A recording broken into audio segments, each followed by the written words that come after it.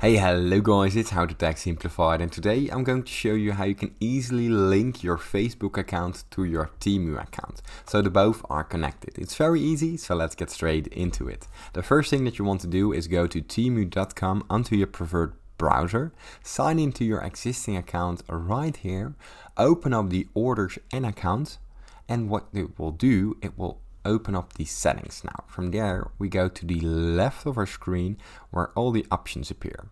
Now from there we want to go to our account security, and once you press it, it will open up this little menu right here where we find the third-party accounts in the bottom of our screen. Now here is the Facebook option and you simply press link.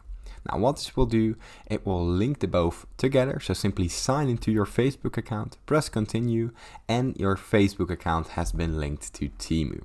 Now it's easy as that. If this tutorial was helpful, please consider subscribing to my YouTube channel, it helps me out a lot, and thank you for watching.